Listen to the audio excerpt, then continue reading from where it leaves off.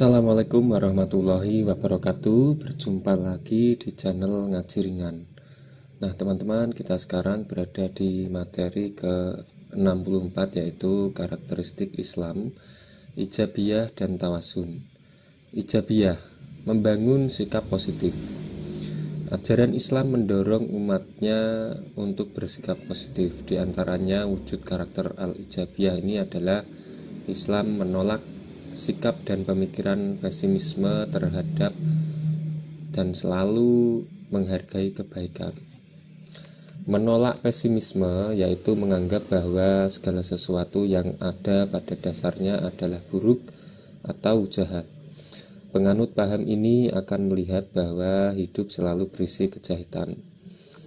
Sekalipun secara nyata selalu ada kebaikan dan kejahatan, dengan demikian gambaran hidup yang ditampilkan para pesimis ini adalah kehidupan suram dan tiada harapan.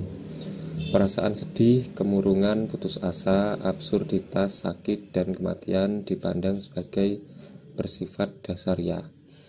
Sedangkan ajaran Islam menanamkan sifat positif kepada jiwa manusia dalam menghadapi kondisi dan situasi apapun.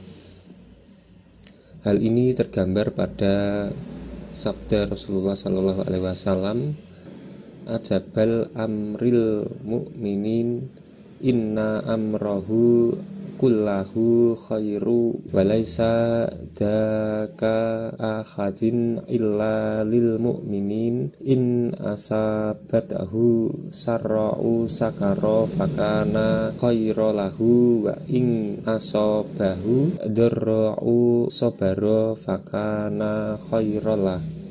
Sesungguhnya menakjubkan perkaranya orang-orang yang beriman, karena segala urusannya adalah baik baginya, dan hal yang demikian itu tidak akan terdapat kecuali hanya pada orang mukmin, yaitu jika ia mendapatkan kebahagiaan ia bersyukur karena ia mengetahui bahwa hal tersebut merupakan hal terbaik untuknya, dan jika ia tertimpa musibah ia bersabar karena ia mengetahui bahwa hal tersebut merupakan hal terbaik bagi dirinya. Hadis riwayat Muslim dari Suhaib.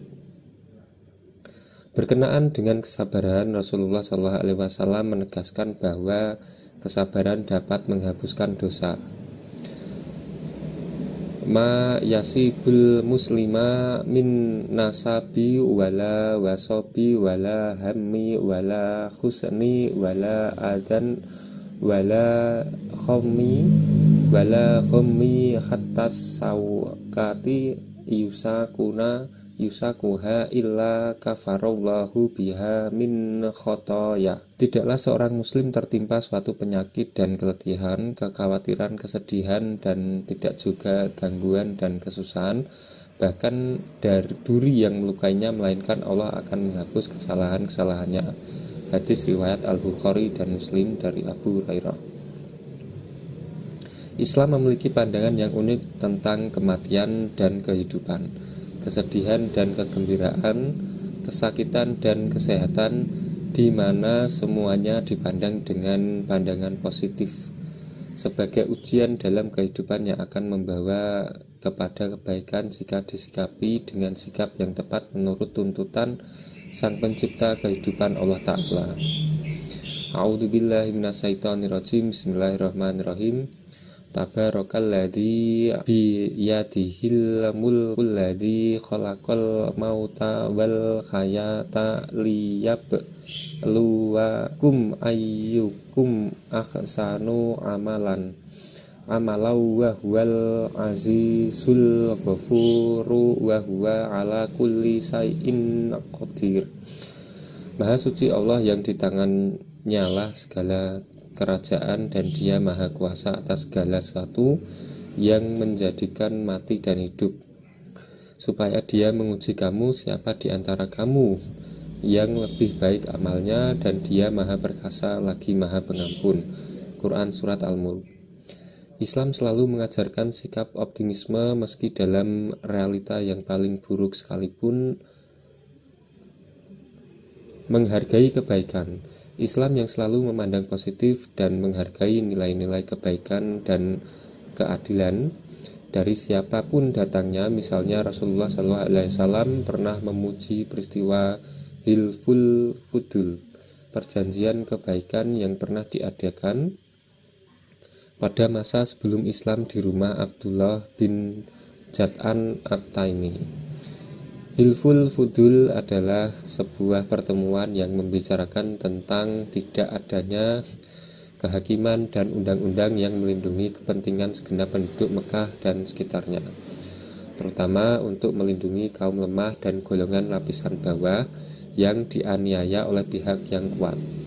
Mengenai peristiwa itu Rasulullah SAW bersabda, "Laqad sahidtu fi dari Abdillahi ni jud'ana khilfan ma auhibu annali yumdani khumrani am walawidda abihi fil islami la akhab."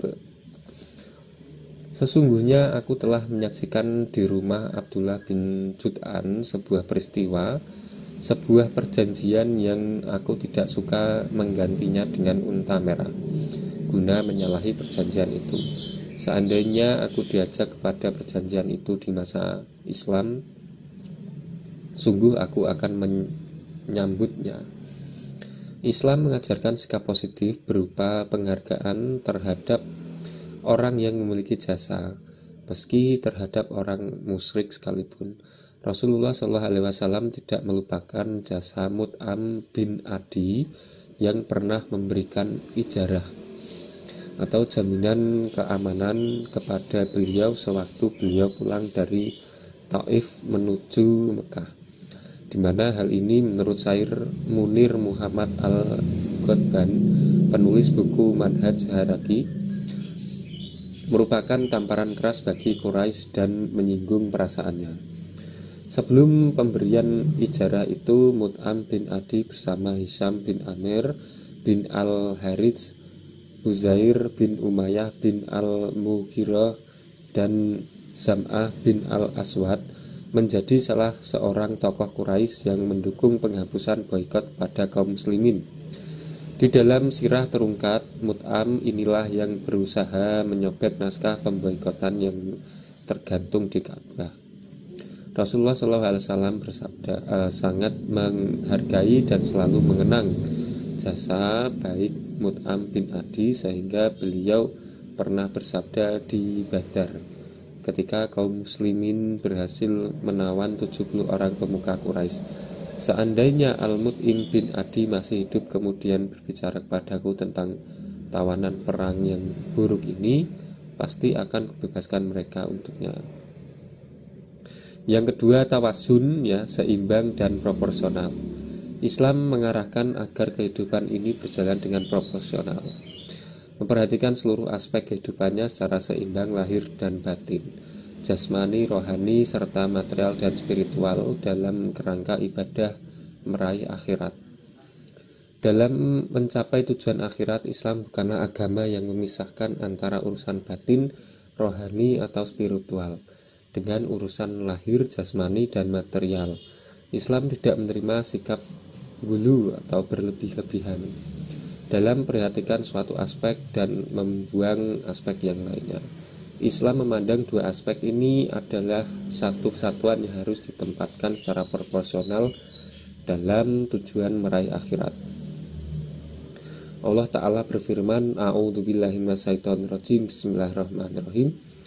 Wabtaghi fima atakallahu darul akhirah wala tangsa nasibaka minal dunya wa ahsin kama ahsanallahu ilaik wala tabghil fasada fil ard innallaha la yuhibbul mufsidin."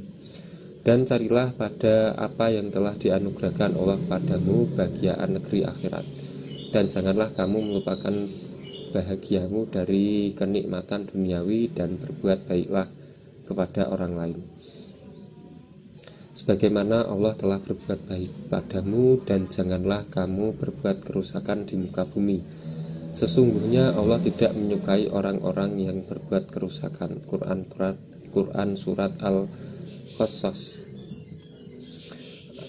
Ayat di atas mengarahkan agar orang yang dianugerahi oleh Allah Ta'ala kekayaan yang berlimpah-limpah, perbendaharaan harta yang bertumpuk-tumpuk, serta nikmat yang banyak, hendaklah ia memanfaatkannya di jalan Allah. Patuh dan taat pada perintahnya, mendekatkan diri padanya untuk memperoleh pahala sebanyak-banyaknya di dunia dan akhirat. Ayat ini juga mengarahkan manusia tidak meninggalkan sama sekali kesenangan dunia, baik berupa makanan, minuman, dan pakaian, serta kesenangan-kesenangan lain, sepanjang tidak bertentangan dengan ajaran yang telah digariskan oleh Allah Ta'ala dan dalam kerangka ibadah kepadanya. Sikap tawasun tergambar di hadis Nabi Shallallahu Alaihi Wasallam, yaitu Anas bin Malik pernah berkata, ada 3 orang yang mendatangi rumah-rumah istri Nabi Shallallahu Alaihi Wasallam menanyakan ibadah Nabi Shallallahu Alaihi Wasallam, maka tak kala diberitahu mereka merasa seakan-akan tidak berarti atau sangat sedikit. Mereka berkata, di mana posisi kami dari Nabi Shallallahu Alaihi Wasallam, padahal beliau telah diampuni dosa-dosanya, baik yang lalu maupun yang akan datang. Salah satu mereka berkata, saya akan qiyamul lail selama-lamanya. Yang lain berkata, aku akan puasa selama-lamanya. Dan yang lain berkata, aku akan menghindari wanita. Aku tidak akan pernah menikah. Lalu datanglah Rasulullah SAW seraya bersabda, kaliankah yang berbicara ini dan itu? Demi Allah, sungguh aku yang paling takut dan yang paling takwa kepada Allah. Akan tetapi aku berpuasa dan berbuka, aku sholat, aku tidur, dan aku juga menikah. Barang siapa yang benci terhadap sunnahku, maka ia tidak termasuk golonganku. Hadis riwayat Al-Bukhari. Itu tadi materi ke-64, yaitu karakteristik Islam ijabiyah dan tawasun. Mudah-mudahan bermanfaat. Mohon maaf bila ada kesalahan kata atau pemilihan bahasa yang kurang tepat. Saya akhiri. Wallahul muwaffiq ila thoriq. Assalamualaikum warahmatullahi wabarakatuh.